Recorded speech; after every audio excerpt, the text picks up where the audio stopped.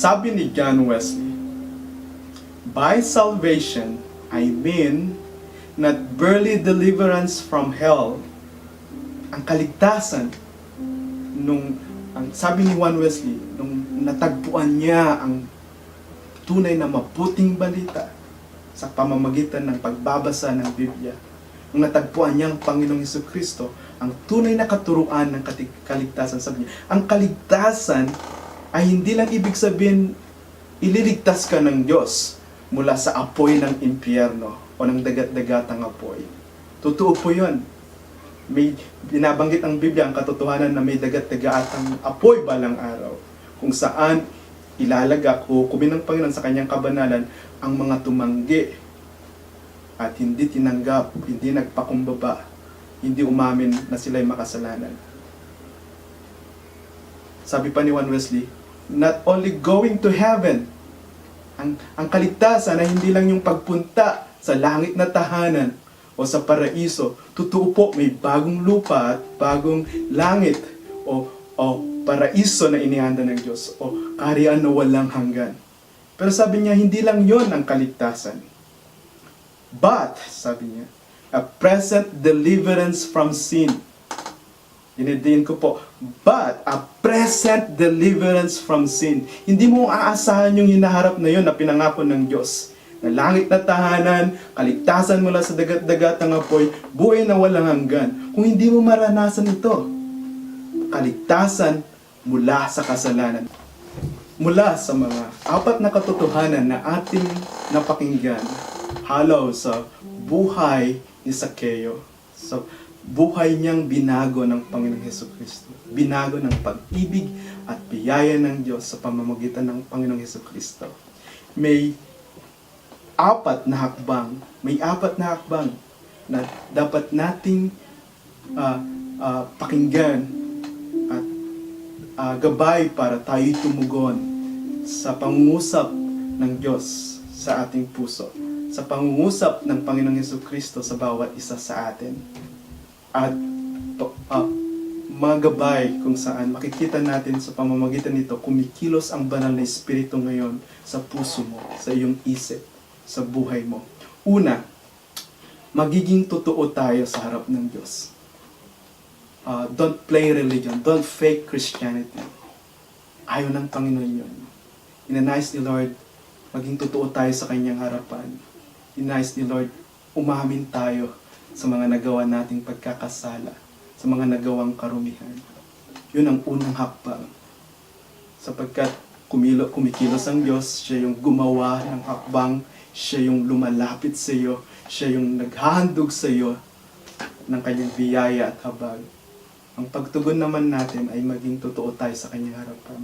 Aminin natin ang anumang nagawang pagkakasala sa puso at sa isipan.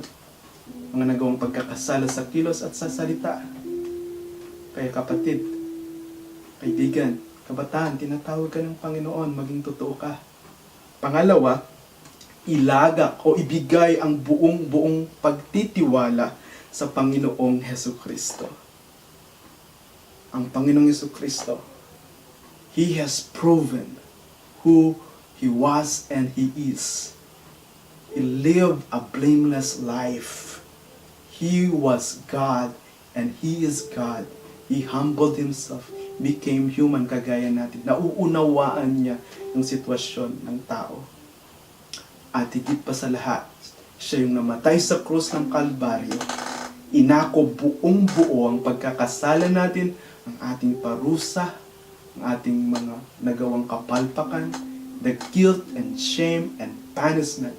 Sabi sa Biblia, sa Romans 3:23, for all have sinned and fall short of the glory of God. Tayo nagkasala, lahat tayo. Sa lang hindi nagkasala ang Panginoon. And then ang kabayaran ng kasalanan ay kamatayan. Romans chapter 6:23. Right?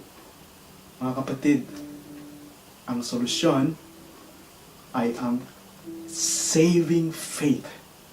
Ito yung pagtitiwala buong buo, hindi lang naniniwala.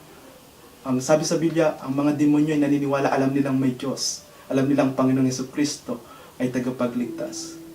Naniniwala sila. Nanginginig pa nga. Pero Ang pagtawag ng Diyos ay pagtitiwala buong buo, sapagkat ang Panginoong Jesucristo, ang ebidensya ng pag-ibig ng Diyos, ng kapangyarihan ng Diyos. Namatay siya sa krus ng Kalbaryo at nabuhay siya muli sa ikatlong araw. Ngayon, kung tatanungin niyo ako, buhay na buhay ang Panginoong Yesus. Nasa iyong kalagitnaan, nasa akin ngayon, na nagsasalita ngayon, ginagamit niya lang ako. So, tinatawag ka ng Panginoon, give your full trust and confidence in the Lord Jesus Christ, who loves you unconditionally, who offers His life for you, for your forgiveness, for your healing, for your salvation. Even right now, habang nabubuhay tayo sa mundo. Pangatlo, tanggaping buong buo ang alok ng Panginoong Yesus na pag-ibig, biyaya at pagpapatawad. Mga kapatid, mga kaibigan, mga kabataan, buksan ninyo ang iyong puso, ang iyong isipan, at tanggapin ang mabuting balita ng Panginoong Yesus. Sa pagbubukas na yan, mararanasan mo the best miracle in life is to receive Jesus Christ as your Lord and Savior of your life. Is to receive His forgiveness. Christ alone has the power to cleanse you from all your sins. Kung inuusig ka na yung budhi, hindi mo matatakasan, yun isuko mo sa Panginoon. Siya lang yung makapagliligtas sa iyo. Siya lang ang makapaglilinis sa ating mga kasalanan. Siya lang ang kayang magpatawad sa atin. Ibig sabihin, kailangan mong unang maranasan ang pagpapatawad ng Diyos, ng Panginoong Jesucristo, bago ka tunay na magpatawad sa kapwa. At bago mo maranasan ang tunay na ibig sabihin ng pagpapatawad, tanggapin mo yung regalo ng Diyos sa iyo. Walang iba ang buhay ng Panginoon Yesus, ang kanyang kamatayan at ang kanyang muling pagkabuhay. Ang mabuting balita ay regalo niya sa iyo, ang biyaya niya sa atin. Tanggapin natin ito ng buong buo.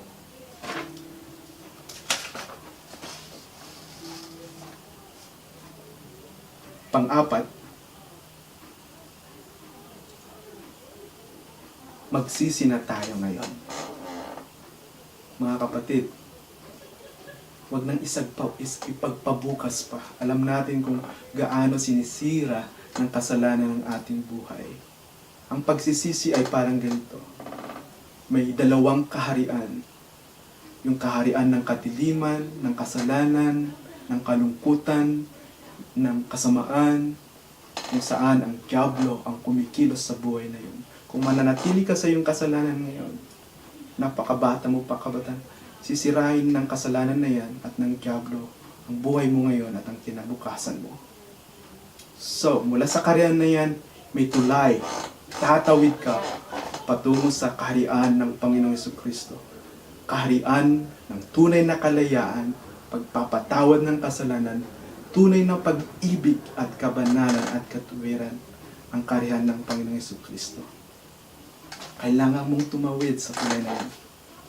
Ibig sabihin, aaminin mo na ikaw ay nagkasala. Kasusuklaman mo na ang kasalanan. Matapos natin marinig ang mabuting balita na naipahayag sa pagkilos ng Panginoong Jesucristo sa kanyang pagpapatawad, pagtanggap, pagliligtas at pagtawag kay Sakeo.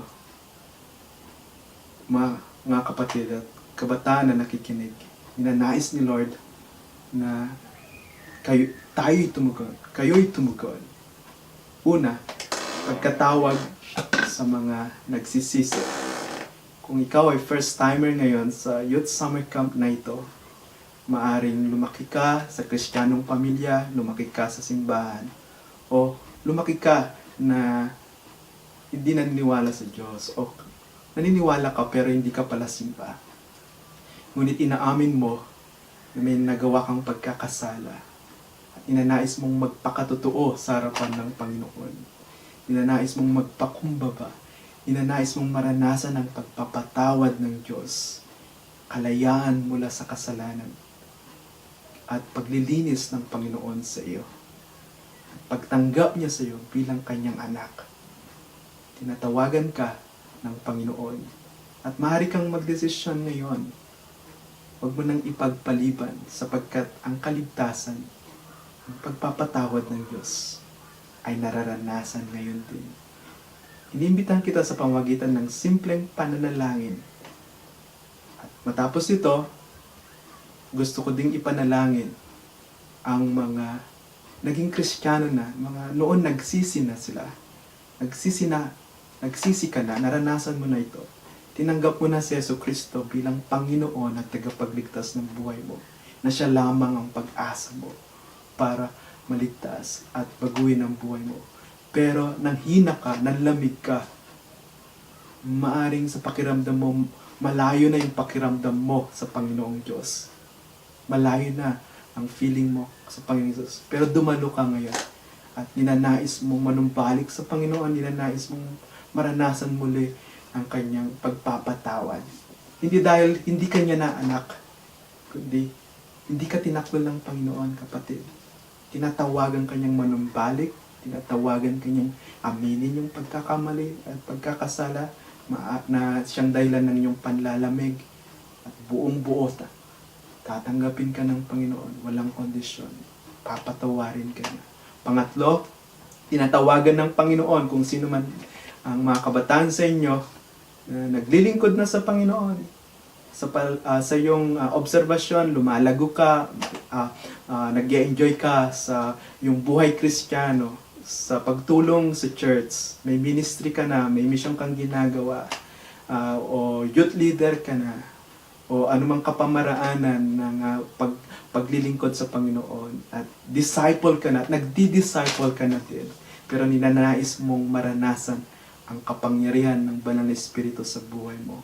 So, maging sino ka man, una, yung first timer, gustong magsisi at mapatawad sa kasalanan at tanggapin si Jesucristo bilang tagapagligtas, susundan ng mga nanlamig, maaring nanghina, nagkasala, pero mga Kristiyano na, pero ninanais bumalik sa Panginoon at pagtibayin muli ang relasyon, magre-rededicate ng buhay sa Panginoon. Pangatlo, yung mga lumalago sa buhay Kristiyano, mga kabataan, nasa paglilingkod, dinidisciple ka na, ninanais mo ng maranasan ang kapangyarihan ng Espiritu Santo.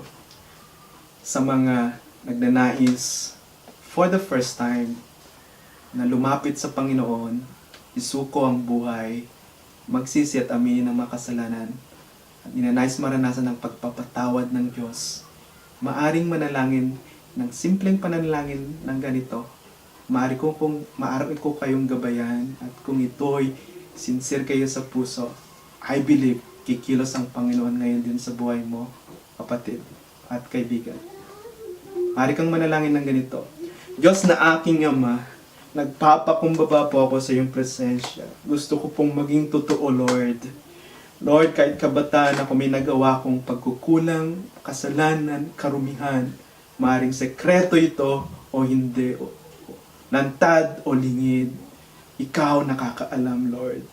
Lord, alam ko po ang kasalanan na ito ay sisira sa buhay ko, maaring bisyo, maaring kalaswaan sa iyong harapan, maaring hindi kita inuna at may mga Diyos-Diyosan ako. Kung ano man yung inuna ko, Lord, hindi ikaw.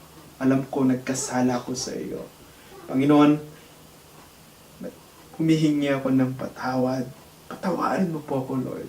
At sa pagkakataon ito, binubuksan ko ang aking puso at isipan, kinikilala, ipinapahayag na si Jesucristo lamang ang Panginoon at tagapagligtas, na siya'y namatay sa krus ng Kalbaryo, inako niyang aking kasalanan at parusa upang ako'y maligtas at mapatawad, upang manumbalik ako, upang ako'y muling angkinin ng Diyos na kanyang anak. Jesus, maghari ka sa puso ko, sa buhay ko. Ikaw na ang Panginoon at tagapagligtas. At salamat, O Diyos, sa kaloob mong banal na Espiritu. Banal na Espiritu, manahan ka at maghari sa buhay ko. Amen. At sa mga kapatid na nanlamig, sa mga kapatid na nahulog sa pagkakasala, at ninanais manumbalik sa Panginoon ang yung kanyang alab sa pagsamba, sa paglilingkod, sa pagbabasa ng Biblia, sa pag-akay ng mga tao, at manumbalik at ninanais maglingkod muli sa anumang ministry o mission na anumang kapamaraanan sa local church, sa school, o sa trabaho, kung saan ka man dadalhin ni Lord, ninanais mong i-rededicate ang buhay mo. Maaari kang manalangin ng ganito, kapatid. Diyos na aking Ama, Lord, nanghina po ako, nanlamig po ako, pakiramdam ko malayo na ako sa inyo. Pero alam ko, Panginoon, hindi mo ako iniiwan ni pinababayan at ninanais mong muli akong lumapit sa iyo. Sapagkat, Panginoon, ang pagmamahal mo, ang inyong presensya ay hindi nawawala. Panginoon, muli akong lumalapit sa iyo, humihingi ng tawad sa anumang kasalanang nagawa ko. Linisin mo ako sa lahat ng karumihan, Panginoon, sa puso at isipan. Isinusuko ko muli ang aking buhay. Lord Jesus Christ, I surrender my life. Lord, heal any hurt and wounds in my heart, in my mind, in my heart, in my soul. I would like to rededicate my life to you. I would like to reaffirm that you are the Lord and Savior of my life. Lord, thank you for the freedom to come to you again. And thank you for the freedom, Lord, to worship you again. In Jesus' name, Amen. Pangatlo, sa mga kabataan na lumalago, mga kabataan na aktibo sa gawain, sa kanilang pag-aaral ng salita ng Diyos, sa kanilang pananalangin, sa pagsamba, sa pagtulong sa mga local churches, sa mga maganda ng patutuo sa pamilya, o sa mga klase, o sa mga kaibigan, pero ninanais more of the Lord, more of His power, more of His wisdom, more of His love, parang buhay nyo ay would be used by the Lord powerfully, sa anumang kapamaraanan. I would like to pray for you too. Lord, I pray for all the United Methodist Youth leaders who are now growing in their faith, in their worship, in their study of God's Word, in their service to you, in their testimony to you. Lord, I pray right now to pour out, empower them more and more of the Holy Spirit. Touch them, Lord, with the power of the Holy Spirit, and raise them more and more strong and healthy, Spirit-filled youth leaders in the local churches with passion to love God, with passion to love people, to win friends na hindi pa nakakilala sa inyo, to win young people and lead them to Jesus Christ. Lead them, share to them the good news of salvation, the forgiveness, and the freedom that only Jesus can give. Lord, bless all these youth leaders, even youth members of the local churches who are attending the summer camp. And may this summer camp, Lord, be an experience of encountering you again, of the power of the Holy Spirit, and to catch the vision that they would not be ashamed of the gospel, because it's the power of God for the salvation of everyone who believes, first to the Jews and to the Gentiles, for all those who would humble themselves and call on Jesus Christ and receive Him as Lord and Savior, and follow the path of discipleship and use their lives for your glory. Increase their joy, Lord. In Christ's name we pray. Amen.